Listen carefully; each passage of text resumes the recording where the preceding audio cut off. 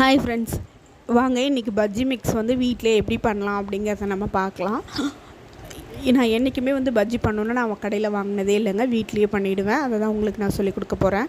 தேவையான பொருட்கள் வந்து பார்த்திங்கன்னா, கடலை மாவு எடுத்துக்கோங்க, கொஞ்சோண்டு 1 ஸ்பூன் இல்லைன்னா 2 ஸ்பூன் வந்து அரிசி மாவு போட்டுக்கோங்க, தேவையான அளவு உப்பு, இஞ்சி பூண்டு பேஸ்ட்டு, சோம்புத்தூள் வாசனைக்கு, தென் வந்து கொஞ்சம் நீங்கள் உப்பி வரணும் அப்படிங்கிறதுனால கொஞ்சோண்டு ஆப்பச்சோடா போட்டுக்கோங்க.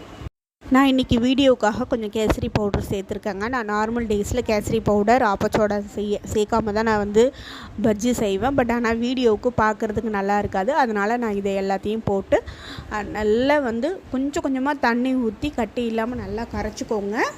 தண்ணியாக கரைச்சிடாதீங்க, முட்டையில் ஒட்டாது. நல்லா திக்காக கரைச்சிக்கோங்க. நல்லா இட்லி மாவு பதத்துக்கு கரைச்சிக்கோங்க. இங்கே பாருங்கள் எப்படி எவ்வளோ திக்காக கரைச்சிருக்கேன் அப்படிங்கிறத பாருங்கள். இந்த அளவுக்கு நீங்கள் வந்து கரைச்சி எடுத்துக்கோங்க.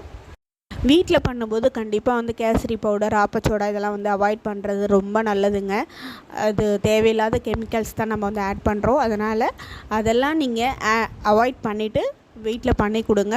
இல்லை எனக்கு நீங்கள் கடையிலேருந்து வாங்கிட்டு வரீங்க அப்படின்னா அதில் கண்டிப்பாக வந்து இதெல்லாம் வந்து சேர்த்துருப்பாங்க.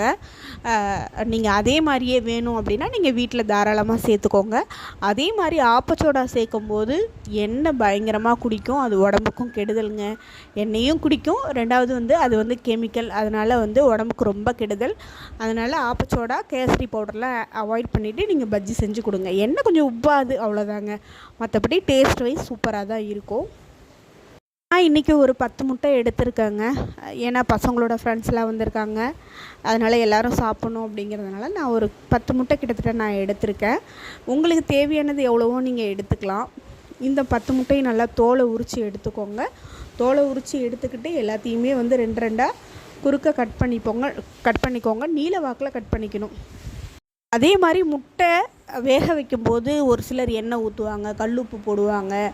நான்லாம் வந்து எதையுமே சேர்க்க மாட்டேங்க. இங்கே பாருங்கள் எந்த அளவு முட்டை அழகாக உறிஞ்சி வந்திருக்கு பாருங்கள். ஒரே ஒரு டிப்ஸு தாங்க, முட்டை நல்லா தோல் உரிக்க வரணும் அப்படின்னா நல்லா வேகணுங்க. அந்த டைமுக்கு வேகலை அப்படின்னா அது எவ்வளோ தான் நீங்கள் உரித்தாலும் வந்து உரிக்க வராது. இங்கே சிம்பா வேறு முட்டை வாசனைக்கு வந்து பக்கத்தில் வந்து நின்னா, அப்புறம் அவளுக்கு கொஞ்சோண்டு முட்டை கொடுத்துட்டு நான் செய்ய ஆரம்பித்தேங்க. முட்டை வேக வைக்கும்போது அது மேலே நல்லா வீரல் விட்டு வருங்க. அதுதான் வந்து முட்டைங்கெல்லாம் நல்லா வெந்துருச்சுன்னு அர்த்தம். குறைஞ்சது ஒரு 10லேருந்து 15 நிமிஷம் வரைக்கும் நீங்கள் வேக விடும்போது தானாகவே வீரல் விட்டு வரும். ஏதாவது ஒரு முட்டையில் இருந்தாலும் மற்ற முட்டைகள்லாம் வெந்துருச்சுன்னு அர்த்தம்.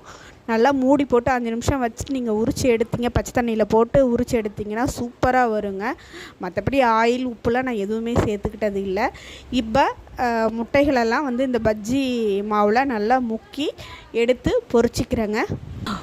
நாம் வந்து சூடாக இருக்கும்போது சாப்பிட்டா இதோட டேஸ்ட்டே தனி தான். நான் வந்து பொரிக்கும் போதே உப்பு இருக்கா அப்படின்னு பார்க்குறதுக்காக சுட சுட ஒன்று சாப்பிட்டேங்க, ரொம்ப டேஸ்ட்டாக இருந்தது. இதில் ஏன் நம்ம 2 ஸ்பூன் அரிசி மாவு சேர்க்குறோம் அப்படின்னா, பஜ்ஜியில் அந்த ஒரு சின்ன கிறிஸ்பினஸ் வரும் இல்லைங்களா, அதை கொடுக்கறதுக்காக நம்ம வந்து அரிசி மாவு சேர்த்துக்கிறோம்.